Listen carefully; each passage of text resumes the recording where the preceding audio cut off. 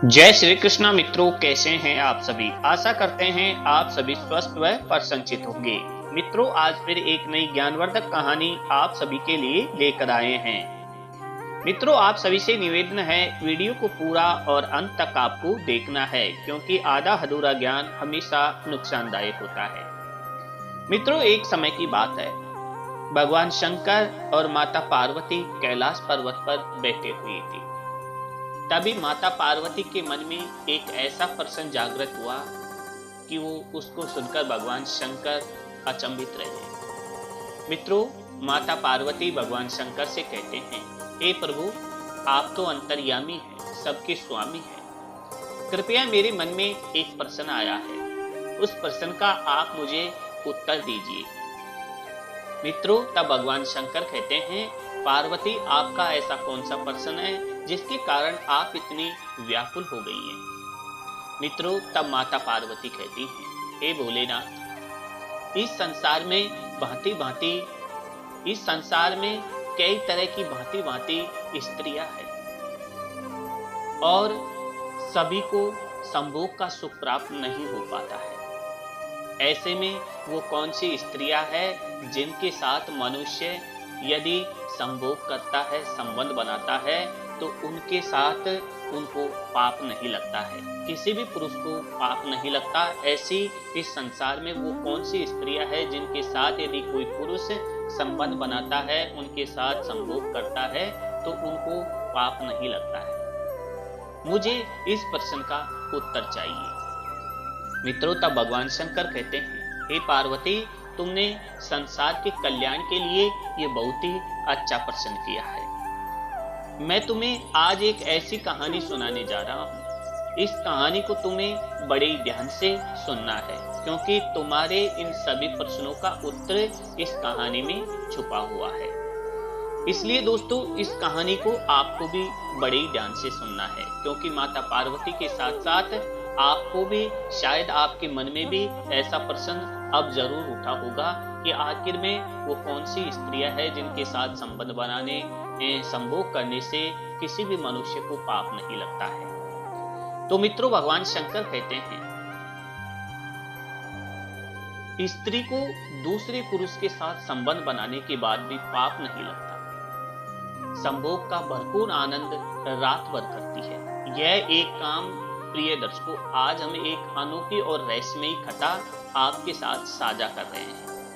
यह कथा उस स्त्री की है जिसने देवताओं और दैत्यों के बीच एक भीषण युद्ध को जन्म दिया था, और इसी स्त्री के पुत्र ने बाद में धरती पर एक मानव से विवाह किया और एक मानव संतान को जन्म दिया। यह कथा अत्यंत जटिल और रोमांचक है, जिसमें धर्म, प्रेम और युद्ध की गुणगाथा समाहित है। यह कहानी हमें कई पुराणों में मिलती है और आज हम इसे आपकी सेवा में विस्तार पूर्वक प्रस्तुत कर रहे हैं। इस कथा को पूर्ण रूप से जानने के लिए हमारे साथ आपको बने रहना है।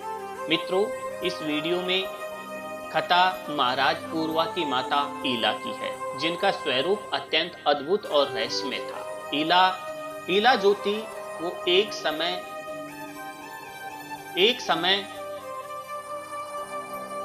सुध होम नाम की राजा थी।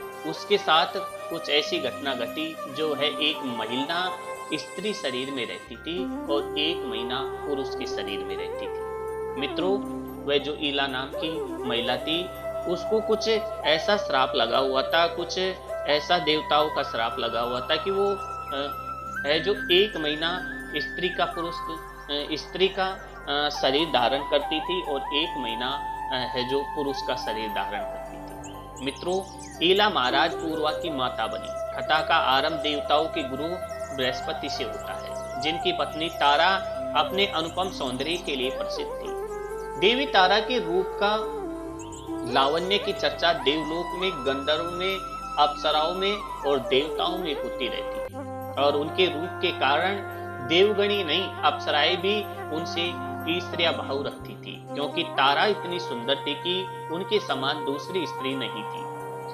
गुरु बृहस्पति का आश्रम है जो न्याय और नीति और धर्म का केंद्र था, जहां उनके शिष्य शिष्य शिक्षा प्राप्त करने के लिए आते थे। इन शिष्यों में चंद्रदेव, जो स्वयं एक देवता और बृहस्पति जी के शिष्य थे, वह भी सम्मिलित थे। चंद्रदेव का सौंदर्य स्वयं में अद्वितीय था, जो सभी को अपनी ओर आकर्षित करता था। गुरु बृहस्पति की पत्नी तारा की सहेलियां चंद्रदेव के रूप की चर्चा करती थी, जिससे तारा का मन भी चंद्रमा के सौंदर्य की ओर आकर्षित हुआ और उनके हृदय में चंद्रदेव के प्रति एक गूढ़ प्रेम जागृत हुआ। एक दिन देवी तारा ने चंद्रदेव के निवास पर जाकर उन्हें अपने प्रेम का प्रस्ताव प्रस्तुत किया। चंद्रदेव, जो स्वयं अनुपम सौंदर्य के प्रतीक थे, उनके प्रेम में बंध गए। प्रेम की यह अग्नि इतनी प्रबल थी कि तारा ने अपने जीवन के सभी बंधनों को छोड़कर चंद्रदेव के साथ रहने का निर्णय लिया। यह तारा और चंद्रदेव ने अपने प्रेम को संपूर्णता दी और साथ रहने लगे। यह बात गुरु बृहस्पति को बर्दाश्त नहीं हुई। मित्रों, जब उन्होंने देखा कि बहुत समय बीत जाने पर भी तारा वापस अपने निवास पर नहीं लौटी है, तो उनका मन आशंकाओं से गिर गया। वे एक तरफ अपनी पत्नी से सच्चे प्रेम का अनुभव करते थे और दूसरी तरफ वे देवगुरु होने के नाते अपने शिष्यों और अनुयायियों के लिए आदर्श बने रहने का भार महसूस करते थे। उनकी यह चिंता और आक्रोश उन्हें एक संघर्ष की ओर धकेलने लगती थी। नीति शास्त्र कहता है कि धर्म का पालन करते हुए संयम और क्षमा का भाव ही एक गुरु के योग्य गुण होते हैं। लेकिन जब अपने ही जीवन में विपरीत परिस्थितियां आती है, तब वह धैर्य और संयम की परीक्षा होती है। मित्रों, बृहस्पति के सामने भी ऐसी ही परिस्थितियां उत्पन्न हो गई थी। अपने धर्म का पालन करते हुए उन्होंने तारा को वापस लाने का प्रयास करने का निश्चय किया। यह प्रेम और धर्म का संघर्ष था। जहां एक तरफ तारा का प्रेम उसे चंद्रदेव की ओर खींच रहा था, तो दूसरी ओर बृहस्पति अपने पत्नी को अपने परिवार में वापस लाने के लिए कटिबद्ध थे। तब देवताओं के गुरु बृहस्पति ने अपने एक दूत को चंद्रदेव के पास भेजा। देवदूत ने चंद्रमा से विनम्रता से अनुरोध किया और कहा कि चंद्रदेव कृपया आप गुरु पत्नी तारा को वापस लौटा दो। आपके इस आचरण से गुरु बृहस्पति बहुत चिंतित और व्यथित, लेकिन चंद्रमा ने इस अनुरोध को अनदेखा कर दिया और दूत को बिना कोई उत्तर दिए ही विदा कर दिया। जब देवदूत वापस लौटकर बृहस्पति के पास आया और उसे सारा वृत्तांत सुनाया, तो देव गुरु के क्रोध की सीमा नहीं रही। वे अत्यंत रोष में भर गए और बिना विलंब किए स्वयं चंद्रमा के द्वार पर जा पहुंचे। वहां जाकर बृहस्पति ने क्रोध में भरकर कहा, चंद्र, तुम यह कैसा अधर्म कर रहे हो? तुम्हारे लिए तो मैं गुरु और आचार्य हूँ, और फिर भी तुम मेरी पत्नी के साथ रमण कर रहे हो। क्या तुम्हें तनिक भी लज्जा या मर्यादा का भय नहीं है? क्या तुम्हें धर्म का ज्ञान नहीं है? गुरु पत्नी तो माता के समान पूजनीय होती है। तुम तो तुरंत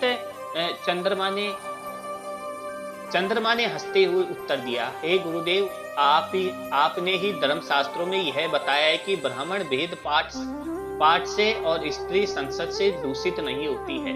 फिर आप स्वयं पर विपत्ति आने पर इन सिद्धांतों को क्यों नहीं मानते?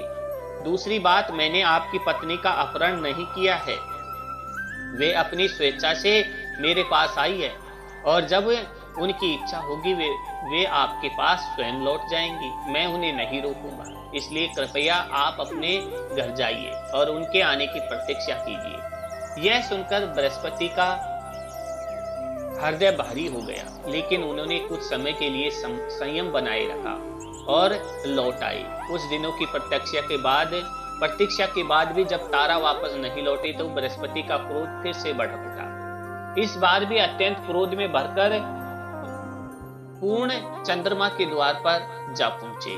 वहां द्वारपाल ने उन्हें भीतर जाने से रोकने का प्रयास किया। मित्रों, बृहस्पति देवताओं के गुरु पूजनीय ब्राह्मण और नीति के ज्ञाता थे। यह अपमान उनके लिए असहनीय था। वे चंद्रमा को श्राप देने के लिए तत्पर हुए ही थे कि तभी चंद्रदेव मुस्कुराते हुए उनके सामने आ खड़े हुए। चंद्रदेव ने विनम्रता पूर्वक कहा, हे गुरुवर, आपको क्रोध करना शोभा नहीं देता। एक ब्राह्मण को अपने मन में क्रोध और ईर्ष्या के भाव को त्याग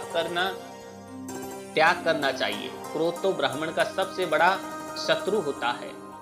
आपके जैसे महान गुरु का हृदय इतना कठोर नहीं होना चाहिए। उन्होंने आगे कहा, गुरुवर, देवी तारा न केवल आपकी पत्नी है बल्कि एक स्वतंत्र स्त्री भी है और धर्म के अनुसार स्त्री की इच्छा का सम्मान किया जाना चाहिए। मैंने उनका अपहरण नहीं किया है और ना ही अपने बलपूर्वक इच्छा से उन्हें यहाँ बांध कर रखा है। वे अपनी स्वतंत्र इच्छा से यहाँ आई है और जब वे स्वयं चाहेगी तब आपके पास लौट जाएंगी। देवगुरु बृहस्पति क्रोध में उबल रहे थे और चंद्रमा को श्राप देने का संकल्प कर चुके थे। उन्होंने एक बार फिर कहा, चंद्र, स्त्रियों का मन स्वभाव से चंचल होता है। उन्हें सही और गलत का ज्ञान नहीं होता है। समय लगता है। मैं यह भली भांति जानता हूँ कि तारा इस समय किस स्थिति में है तुम्हारे लिए। यही उचित होगा कि तुम मेरी पत्नी तारा को तुरंत मेरे पास लौटा दो, अन्यथा मैं तुम्हें श्राप दूंगा। यह सुनकर चंद्रमा मुस्कुराते हुए बोले, हे गुरुदेव, बिना किसी गलती के आप मुझे श्राप देंगे तो वह श्राप मुझ पर प्रभावी नहीं होगा। धर्म का यह नियम है, ब्राह्मण का श्राप तभी फलित होगा जब श्राप का कारण न्याय संगत हो और जिसके लिए वह श्राप दिया जा रहा है वह वास्तव में दोषी वह वास्तव में दोषी है। मैंने आपकी पत्नी के साथ किसी प्रकार का अनुचित आचरण नहीं किया है। मैंने केवल उनकी इच्छा का आदर किया है। यदि आप श्राप देना चाहते हैं तो दीजिए, किंतु मुझ पर उसका कोई प्रभाव नहीं पड़ेगा। बृहस्पति को चंद्रमा के यह शब्द कटु लगे, लेकिन भीतर ही भीतर वे जानते थे कि श्राप देने का यह उचित समय और कारण नहीं था। अतः वे अत्यधिक क्रोध में पैर पटकते हुए वहां से देवताओं के राजा इंद्रदेव के दरबार में चले गए। देवताओं के गुरु को इस प्रकार तमतमाते हुए और क्रोध में जलते हुए देखकर इंद्र अत्यंत चिंतित हो गए। बृहस्पति का सारा शरीर क्रोध के कारण कांप रहा था और उनकी वेशभूषा अव्यवस्थित हो चुकी थी। मित्रों, इंद्र तुरंत अपने गुरु को सम्मानजनक आसन प्रदान किया और उन्हें शांत करने के लिए आदर पूर्वक उनका सत्कार किया। जब गुरु थोड़े शांत हुए तो इंद्र ने विनम्रता से पूछा, हे गुरुदेव, आपकी यह दशा किस कारण से हुई है? कौन ऐसा दुस्साहसी है जिसने देव गुरु का अपमान करने का साहस किया है? आप बस हमें आज्ञा दें, मैं अपनी समस्त सेना के साथ उस दुष्ट का विनाश कर दूंगा। वह कौन है जो आपके प्रताप से और मेरे बल से डरता नहीं है? यदि आप चाहे तो मैं स्वयं ब्रह्मा, विष्णु और महेश जैसी महान शक्तियों से भी आपका साथ देने का आग्रह कर सकता हूँ।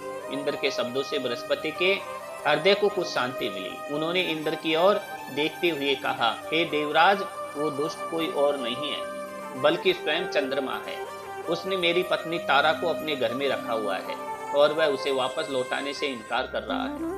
मैंने उससे विनम्रता पूर्वक निवेदन किया, उसे समझाने का प्रयास किया और यहाँ तक कि श्राप का भय भी दिखाया, परंतु वह अपनी हट पर अड़ी गए और उसे छोड़ने का नाम नहीं ले रहा है। यह सुनते ही इंद्र के नेत्र क्रोध से लाल हो गई। उन्होंने कहा, गुरुदेव, आप चिंता न करें, मैं अभी एक देवदूत को चंद्रमा के पास भेजता हूँ और उससे कहता हूँ कि वह आपकी पत्नी को तुरंत लौटा दे। मित्रों, तुरंत ही इंद्रदेव ने एक योग्य देवदूत को बुलाया और उसे आदेश दिया कि तुम जाओ और चंद्रमा से आदर पूर्वक निवेदन करो कि वह देवगुरु की पत्नी तारा को वापस लौटा दे। तुम्हें यह संदेश अत्यंत मधुर और विनम्र शब्दों में कहना होगा ताकि उसे गुरु का क्रोध और देवताओं का आक्रोश समझ में आए। दूत ने इंद्र की आज्ञा का पालन करते हुए चंद्रमा का दरबार गमन किया और वहां पहुंचकर आदर पूर्वक कहा, हे चंद्र, आप अद्वितीय सौंदर्य के स्वामी हैं। आपके पास स्वयं दक्ष प्रजापति की कन्याई पत्नी के रूप में है। यदि आप चाहे तो स्वर्ग की समस्त अप्सराएं भी आपके संग आ सकती है। आपके सौंदर्य और आकर्षण की प्रशंसा पूरे देवलोक में होती है। फिर ऐसा क्या कारण है कि आप देवगुरु की पत्नी के प्रति इस प्रकार आसक्त हो गए? क्या आप यह नहीं जानते कि गुरु की पत्नी के साथ ऐसा आचरण महापाप के समान होता है? इसलिए वे चंद्रदेव, मैं आपसे अनुरोध करता हूँ कि आप तुरंत गुरु पत्नी तारा को लौटा दे और इस पाप से स्वयं को बचा ले। मित्रों, चंद्रमा ने देवदूत की बातों को ध्यान से सुना और मुस्कुराते हुए कहा, हे देवदूत, तुम जितना उचित मानो कह सकते हो, किंतु मैं किसी अनुचित कार्य में लिप्त नहीं हूँ। मैंने केवल तारा की इच्छा का आदर किया है। यदि तारा मेरे पास है तो यह उनकी स्वयं की इच्छा है। जब उनकी इच्छा होगी वे लौट जाएंगी। मैं कोई हस्तक्षेप नहीं करूंगा। चंद्रमा ने देवदूत की बात सुनकर हंसते हुए उत्तर दिया, हे देवदूत, क्या तुम मुझे वह दिखाने आए हो? मैं गुरु पत्नी को उनके पास क्यों लौटाऊं? जब मैंने उन्हें अपने पास रखा ही नहीं है तो मैं उन्हें क्यों लौटा हूं? देवी, तारा तो स्वयं अपनी इच्छा से मेरे साथ है और जब उनका मन होगा तभी वह वापस लौट जाएंगे। मित्रों, तब वह कहता है कि तुम इंद्र से जाकर कह दो कि मैं उनकी पत्नी को वापस लौटाने का अधिकारी नहीं हूं और ना ही उन्हें उनकी इच्छा के विरुद्ध अपने घर से बाहर निकाल सकता हूं। देवदूत चंद्रमा का यह संदेश लेकर इंद्र के पास आता है और उन्हें चंद्रमा के इन कठोर शब्दों का समाचार देता है। इंद्र यह सुनकर क्रोध में आग बबूला हो जाते हैं। उनके मन को बहुत ठेस पहुंचती है कि एक देवता होकर चंद्रमा ने देवताओं के राजा इंद्र की बात को मानने से इनकार कर दिया है। इंद्र का अहंकार इस अपमान से आहत हुआ और उन्होंने तुरंत अपनी सेना को युद्ध के लिए तैयार होने का आदेश दिया। उनके लिए अब यह केवल एक व्यक्तिगत आघात नहीं रहा था, यह देवताओं की प्रतिष्ठा का प्रश्न बन गया था। वही दूसरी ओर दैत्य गुरु शुक्राचार्य ने यह देखा कि देवता आपस में ही युद्ध के लिए तैयार हो रहे हैं। उन्हें यह एक उत्कृष्ट अवसर दिखाई दिया जहां वे देवताओं की आंतरिक अशांति का लाभ उठा सकते थे। शुक्राचार्य ने तुरंत दैत्यों की सेना को तैयार किया और चंद्रमा के पास जाकर उन्हें प्रस्ताव दिया कि हे चंद्रमा, देवराज इंद्र तुम्हारे ऊपर आक्रमण करने वाले हैं। यदि तुम चाहो तो दैत्यों की सेना तुम्हारा साथ देने को तैयार है। चंद्रमा, जो स्वयं को देवताओं की पूरी सेना का सामना करने में असमर्थ समझ रहा था, शुक्राचार्य के इस प्रस्ताव को सहज स्वीकार कर लिया। महर्षि यात्री के पुत्र चंद्रमा ने दैत्यों का सहारा लेने का निश्चय किया, क्योंकि यह स्पष्ट था कि वे अकेले देवताओं की विशाल सेना से मुकाबला नहीं कर सकते थे। अब चंद्रमा की तरफ से दैत्यों की सेना भी युद्ध में उतरने के लिए एकत्रित हो गई। स्वर्ग में एक अद्भुत और असामान्य दृश्य उत्पन्न हो गया था। एक और चंद्रमा के नेतृत्व में दैत्य सेना थी जिसे दैत्य गुरु शुक्राचार्य का समर्थन प्राप्त था और दूसरी ओर देवगुरु बृहस्पति के समर्थन में इंद्रदेव अपनी विशाल सेना के साथ युद्ध के लिए तैयार थे। देवताओं और दैत्यों का यह संग्राम प्रारंभ हो चुका था, जिसमें किसी को भी इस भीषण युद्ध के परिणाम की परवाह नहीं थी। सभी के मन में अपनी शक्ति और अहंकार की रक्षा का भाव था और एक दूसरे पर आक्रमण करने का जुनून। स्वर्ग लोक में यह युद्ध किसी साधारण युद्ध से कहीं अधिक भयंकर और विध्वंसकारी था। बृहस्पति और इंद्र के सम्मान की रक्षा के लिए देवता अपने प्राणों की आहुति दे रहे थे, तो वहीं दैत्यों की सेना उचित अवसर देखकर शुक्राचार्य के अहंकार को पोषित करने के लिए इस युद्ध में सम्मिलित थे। केवल एक स्त्री के लिए देवता और दैत्य इस प्रकार कट मर रहे थे। वास्तव में यह युद्ध तारा के कारण नहीं हो रहा था। तारा मात्र एक निमित्त थी जो देवताओं और दैत्यों के बीच इस भीषण संग्राम का कारण बनी।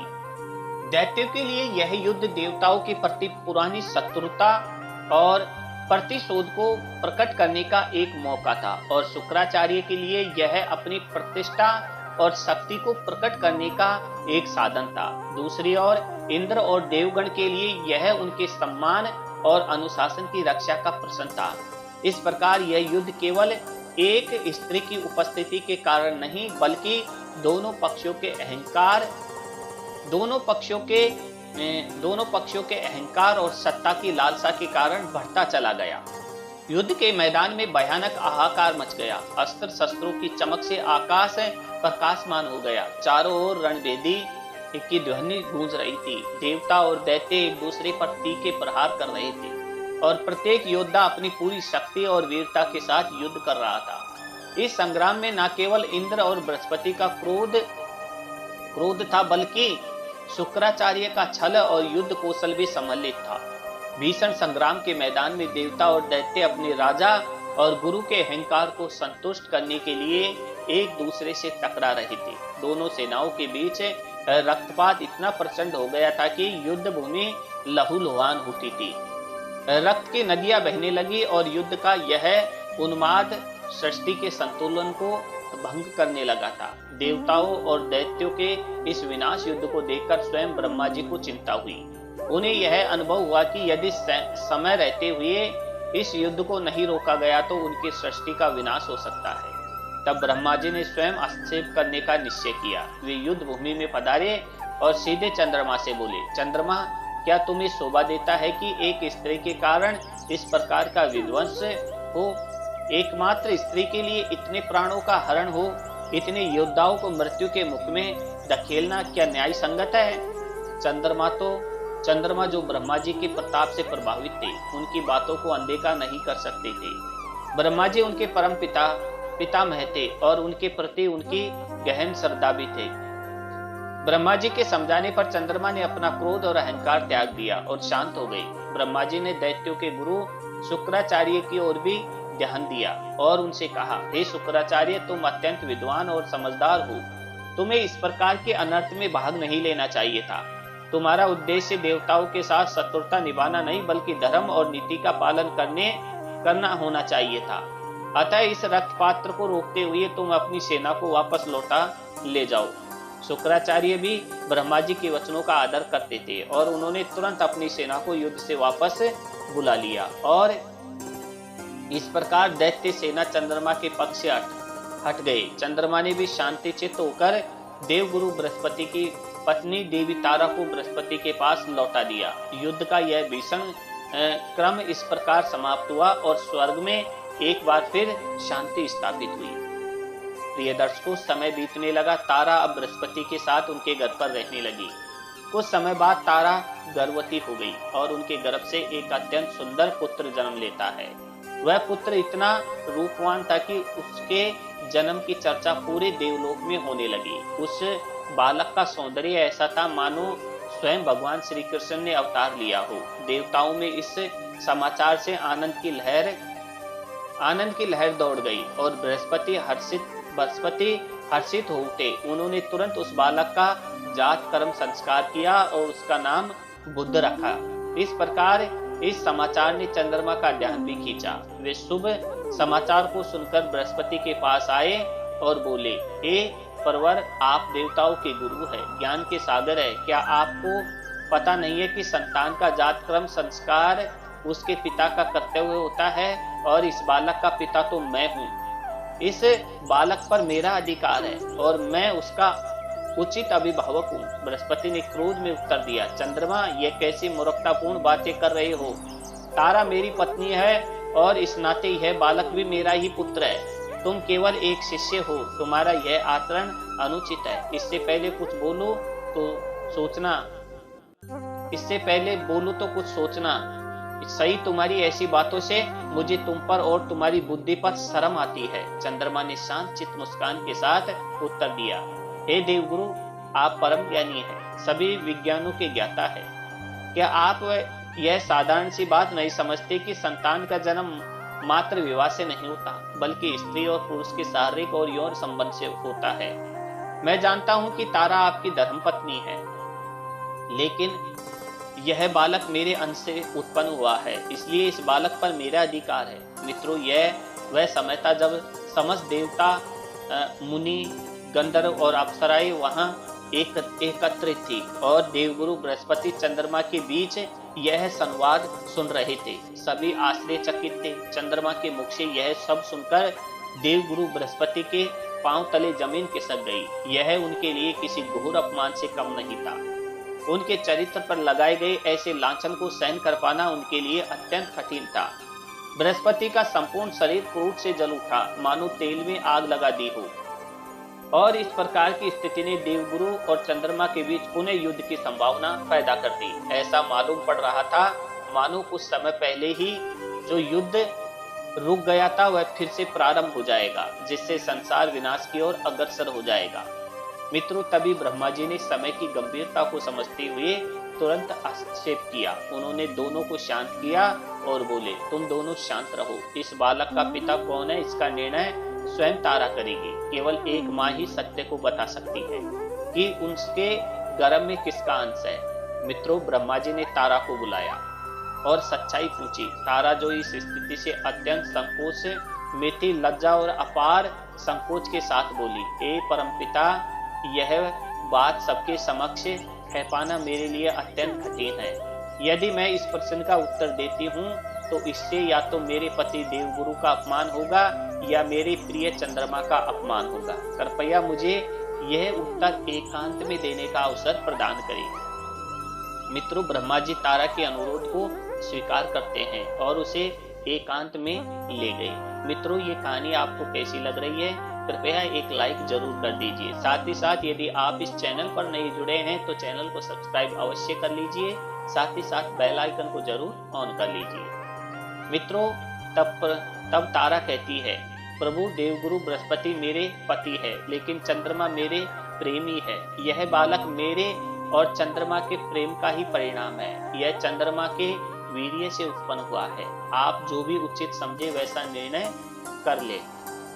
निर्णय लेकर मेरे पति और प्रिय को समझाए ताकि वे इस सच को शांति से स्वीकार कर सके और इस विवाद को समाप्त कर सके। मैं नहीं चाहती कि मेरे कारण देवताओं और दैत्यों के बीच फिर से युद्ध हो। तारा के मुख से यह सत्य सुनकर ब्रह्मा जी भी कुछ क्षणों के लिए मौन हो गए और संकोच में पड़ गए। वे समझ गए कि सत्य किसी एक पक्ष का सम्मान करते हुए दूसरे का अपमान करने का कारण बन सकता है, लेकिन उन्हें इस सत्य को भी सभी के सामने प्रकट करना ही था। ब्रह्मा जी ने सभा में लौटकर यह बात सबको बताई। उन्होंने कहा, समस्त देवगणों, यह बालक चंद्रमा का वीर्य अंश है। तारा का यह पुत्र चंद्रमा की ही संतान है, इसलिए इस बालक पर केवल चंद्रमा का अधिकार है।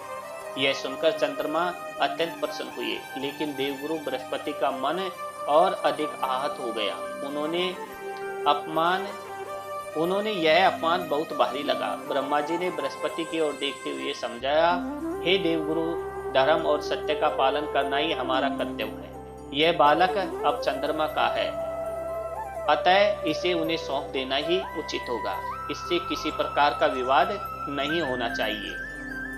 आपका ज्ञान और विवेक अत्यंत उच्च है। इस निर्णय को शांति से स्वीकार करें और अपनी प्रतिष्ठा को बनाए रखें। बृहस्पति ने अत्यंत कठिनाई से अपने क्रोध और अपमान को सहन किया और ब्रह्मा जी के वचनों को मानते हुए बुद्ध को चंद्रमा को सौंप दिया। चंद्रमा ने अत्यंत आदर पूर्वक उस बालक को अपनी गोद में लिया और अपने लोक में चले आए, जहां उन्होंने अपने पुत्र बुद्ध का लालन पालन प्रेम और स्नेह पूर्वक किया। इस प्रकार एक लंबे विवाद का अंत हुआ और बुद्ध का पालन पोषण चंद्रमा के संरक्षण में होने लगा। मित्रों, अब हम चंद्रमा के प्रिय पुत्र बुद्ध की विचित्र कथा को जानेंगे। समय के साथ चंद्रमा का पुत्र बुद्ध धीरे धीरे युवा हो गया। वह अपने पिता की भांति अनुपम सौंदर्य का स्वामी बन गया और अपनी माता की तरह बुद्धिमान और विवेकशील था। उसकी सुंदरता और प्रज्ञा की ख्याति समस्त देवलोक और यहाँ तक कि पृथ्वी लोक पर भी फैल गई। उसकी उपस्थिति और व्यक्तित्व सभी को मोहित कर लेता था। इसी समय पृथ्वी पर एक राजा हुआ जिनका नाम सुध हेमन था। राजा सुध होमन ने एक महान शासक थे। एक बार राजा सुध होमन अपने कुछ सहायकों के साथ सैन्य घोड़े पर सवार होकर शिकार खेलने वन में गए। उनके पास विविध प्रकार के अस्त्र शस्त्र थे और उनका उद्देश्य उन वन पशुओं का शिकार करना था जो प्रजा और गांव वालों को कष्ट पहुंचाते थे। वन में शिकार करते हुए राजा और उनके साथी एक दूसरे और अद्भुत वन में पहुंच गए। यह वन अति सुंदर और मनोहारी था, जिसका नाम अंबिका वन था। यह दिव्य वन सुमेरु पर्वत के निचले भाग में स्थित था और मदार के वृक्षों से शोभायमान था। वहां अशोक वृक्षों की लताएं फैली हुई थी और चारों तरफ सुंदर सुंदर फूलों की सुगंध फैली हुई थी। उस वन का सौंदर्य और शांति राजा और उनके साथियों को मंत्रमुग्ध कर देने वाला था। यह वन इतना गहरा और मनोहर था कि वहां प्रवेश करते ही सभी उसकी सुंदरता में खो गए। कुछ समय तक तो वे उस वन में विचरण करते रहे, परंतु फिर अचानक कुछ ऐसा घटित हुआ जिससे राजा उनके साथियों को विस्मय में डाल दिया। मित्रों, राजा होमन ने अपने चारों ओर नजर दौड़ाई और देखा कि वो और उनके सभी साथी, यहाँ तक कि उनके घोड़े भी स्त्रियों के रूप में परिवर्तित हो चुके हैं। राजा और उनके साथी जो सभी पुरुष थे अब स्त्री के रूप में बदल गए और उनके घोड़े का स्वरूप भी एक सुंदर घोड़ी का बन चुका था। राजा ने अपने शरीर की ओर देखा और अत्यंत आश्चर्य और चिंता में पड़ गए। वे सोचने लगे, यह मेरे साथ क्या हो गया है? मैं अब इस स्त्री रूप में अपने घर कैसे लौटूंगा? अपने राज्य का संचालन कैसे करूंगा? उनका मन चिंता और भय से भर गया। अब वे पूरी तरह से एक स्त्री बन चुके थे। न केवल उनका शरीर बदल गया था, बल्कि उनके मनोभाव और सोच भी स्त्रियों के समान हो गई थी और उन्हें यह समझ में नहीं आ रहा था कि वे अब एक राजा के रूप में अपनी भूमिका कैसे निभाएंगे। राजा शुद्ध होमन बार बार विचार करने लगे कि ऐसा क्या हुआ होगा जिससे उनके साथ यह चमत्कारिक परिवर्तन हुआ। अब तक वे पुरुष के रूप में सोचते थे, परंतु अब उनके मन में स्त्रियों की ही भावनाएं प्रबल हो उठी थी।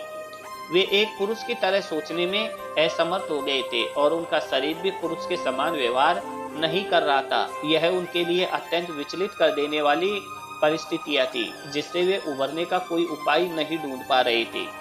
प्रिय दर्शकों, अब हम उस रहस्यमय कारण को जानेंगे जिसकी वजह से राजा शुद्ध होमन स्त्री रूप में परिवर्तित हो गए और एक नई पहचान ईला के रूप में उसकी बनी। असल में यह घटना अंबिका वन की विशेषता और शिव पार्वती की प्रेम की लीला का परिणाम था। एक बार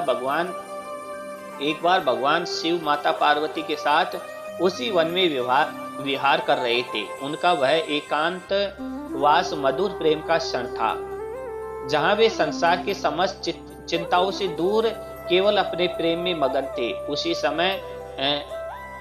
समय मित्रों, शंकाधीश राज जो ब्रह्मा जी के मानस पुत्र और महान तपस्वी थे, शिव जी के तेज से दसों दिशाओं को प्रकाशित करते हुए अंबिका वन में पहुंच गए।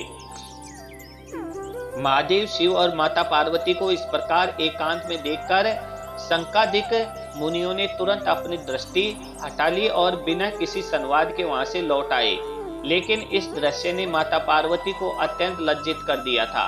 वे मनी मन कांप उठी और लज्जा से शिवजी से अलग खड़ी हो गई। पार्वती को इस प्रकार लज्जित देखकर भगवान शिव को यह अत्यंत खेद हुआ। उन्होंने अपनी पत्नी के सम्मान की रक्षा के लिए एक अनोखा उपाय सोचा। अपनी प्रिय पत्नी पार्वती के सम्मान और प्रेम में उन्होंने अंबिका वन को एक श्राप दे दिया और बोले, प्रिय, आज से इस वन में जो कोई भी पुरुष अनजाने में भी प्रवेश करेगा वह स्त्री रूप में परिवर्तित हो जाएगा। भगवान शिव का यह श्राप उस वन के प्रत्येक कण में समाहित हो गया। तब से यह वन एक रहस्यमय स्थल बन गया, जहां पुरुषों का प्रवेश निषेध हो गया था। जो इस श्राप के विषय में जानते थे वे इस वन में जाने से बचते थे, लेकिन राजा शुद्ध होमन को इस श्राप का ज्ञान नहीं था। वे अपनी अज्ञानता में अपने साथियों और घोड़ों के साथ उस वन में प्रवेश कर चुके थे। श्राप के प्रभाव से वे सभी स्त्री रूप में बदल गए। अपने इस स्त्री रूप को देखकर राजा शुद्ध होमन अत्यंत चिंता में डूब जाता है। वे अपने बदलते हुए अस्तित्व को समझना उनके लिए कठिन था और वे इस विचित्र रूप को लेकर अपने राज्य में लौटने का साहस नहीं कर रहे थे। वे लज्जा के कारण उन्होंने अपने राज्य में न लौटने का निश्चय किया और वन से बाहर निकलकर अन्य वनों में विचरण करने लगे। इस स्त्री रूप में अब उन्हें ईला के नाम से जाना जाने लगा और वे इस नए रूप में एक अलग जीवन जीने के लिए विवश हो गए। इस दिन मित्रों, एक दिन इसी विचरण के दौरान ईला की भेंट चंद्रमा के पुत्र बुध से होती है। उस समय बुध युवा सुंदर तेजस्वी था। ईला को देखकर बुध का हृदय उनकी सुंदरता से मोहित हो गया। बुध इस रमणी पर आसक्त हो गए, जो वास्तव में राजा शुद्ध होमन ही थे। ईला भी बुध के आकर्षण में बध गई। चंद्रमा का पुत्र बुध का सौंदर्य ऐसा था कि ईला का मन भी उनसे प्रेम करने लगा। इस प्रकार दोनों के बीच में प्रेम का एक बीज अंकुरित हुआ और दोनों के मन में एक दूसरे के प्रति अनुराग और प्रेम के भाव प्रबल हो उठे। ईला का मन अब बुद्ध को पति रूप में पाने के लिए व्याकुल हो उठा और बुद्ध भी ईला पर मोहित होकर उन्हें अपनी संगनी बनाने के लिए उत्सुक हो गए। कुछ समय बाद उनके इस परस्पर प्रेम ने उन्हें गंधर्व विवाह में बांध दिया। इस प्रकार बिना किसी बाहरी विधि विधान के केवल अपने प्रेम के कारण उन दोनों ने विवाह कर लिया और एक दूसरे के संग रहने लगे। इस प्रेम और विवाह का परिणाम यह हुआ कि ईला गर्भवती हो गई। समय के साथ उन्होंने एक सुंदर पुत्र को जन्म दिया जिसे पूर्वा नाम मिला। पूर्वा अपने समय का महान चक्रवर्ती राजा बना था। प्रिय मित्रों, पुत्र को जन्म देने के बाद ईला ने इस स्थिति में अपने कुलगुरु महर्षि वशिष्ठ का स्मरण किया। वशिष्ठ जी ने ईला का आह्वान सुनकर वहां पधारे और अपने प्रिय शिष्य राजा सुधहोमन की इस दशा को देखकर महर्षि वशिष्ठ का हृदय करुणा से भर गया। वशिष्ठ जी ने अब भगवान शिव की आराधना की और उनसे प्रार्थना की कि वे ईला को पुनः पुरुष रूप में लौटाने का वरदान दे। भगवान शिव वशिष्ठ की तपस्या और श्रद्धा से प्रसन्न होते हैं और प्रकट होकर कहते हैं, वशिष्ठ जी, मैं तुम्हारी भक्ति से प्रसन्न हूँ। मैं तुम्हारी मनोकामना पूरी करूंगा, किंतु यह वन मेरे श्राप से अभिशापित है। इसलिए मैं इस अभिशाप को पूरी तरह से समाप्त नहीं कर सकता। अतः मैं यह वरदान देता हूँ कि राजा सुधहोमन जो अब ईला के नाम से जाने जाते हैं, एक महापुरुष और एक माँ स्त्री बनकर जीवन व्यतीत करेंगे। मैंने तुम्हें मनोवांछित फल देने का वचन दिया है और इसे निभाते हुए मैं अपने वरदान को संशोधित कर रहा हूँ। इस प्रकार एक स्त्री और एक महापुरुष के रूप में जीवन बिताने के लिए बाध्य होकर राजा सुधहोमन अपने राज्य में पुनः लौट आए और वशिष्ठ जी की कृपा से वे अपने स्थिति को स्वीकार कर चुके थे और अपने धर्म और कर्तव्यों का पालन करते हुए अपने राज्य का संचालन करने लगे। अब उनका जीवन दो रूपों में बढ़ चुका था। जब वे पुरुष रूप में होते थे तब राज दरबार में जाकर अपने राज्य का प्रबंधन करते थे और अपनी प्रजा के लिए न्याय और नीति के अनुसार शासन करते थे। लेकिन जब वे स्त्री रूप में होते थे तो अंतःपुर में रहते थे और अपने राजकीय कर्तव्यों से दूर रहते थे। यह व्यवस्था कुछ समय तक तो चलती रही, परंतु धीरे धीरे इस स्थिति का प्रभाव उनके राज्य पर भी पड़ने लगा। प्रजा के मन में अपने राजा के प्रति सम्मान का भाव कुछ हद तक कम होने लगा। उन्हें यह समझने में कठिनाई होने लगी कि उनका राजा जो कभी पुरुष रूप में उनके सामने शासन करता था, जब स्त्री रूप में भी समय व्यतीत कर रहा है। राजा शुद्ध महादेव अपने राज्य का सही संचालन नहीं कर पा रहे थे। इसी बीच उनका पुत्र पूर्वा युवा हो गया था। पूर्वा जो बुद्ध और ईला की संतान थी, वे अत्यंत तेजस्वी, सुंदर और बुद्धिमान थी। राजा सुधहोमन ने यह समझ लिया कि अब राज्य की बागडोर पूर्वा को सौंपने का समय आ गया है। इस प्रकार पूर्वा को राजा बनाकर सुधहोमन वन को चले गए। इस कथा को सुनकर कुछ लोग कहेंगे कि यह तो बहुत गलत किया। चंद्रमा ने क्या वास्तव में देवता ऐसे ही होते थे?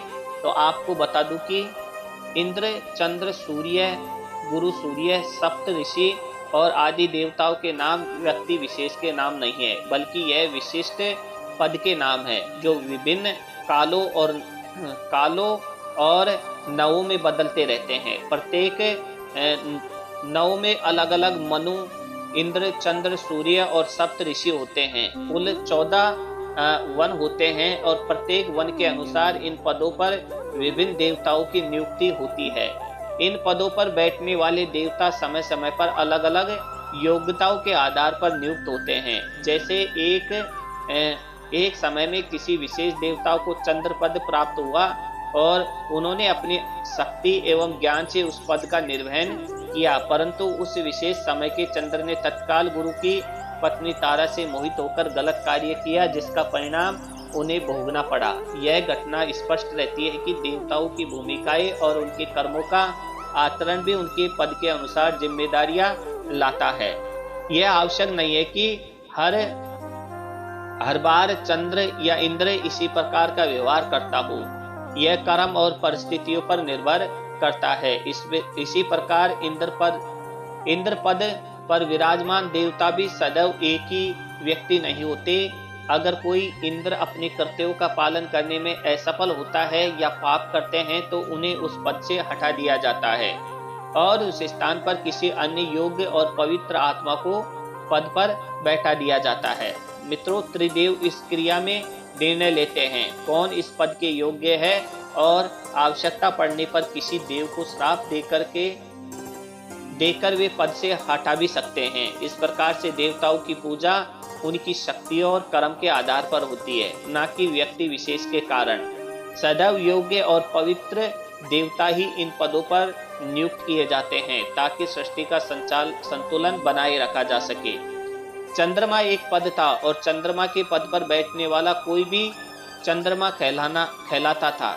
सनातन धर्म और पौराणिक कथाओं में शुद्धता और पाप का विचार केवल शारीरिक संबंधों तक सीमित नहीं है। किसी भी कर्म को शुद्ध या अशुद्ध, पाप या पुण्य मानने का आधार व्यक्ति के आंतरिक भाव होते हैं।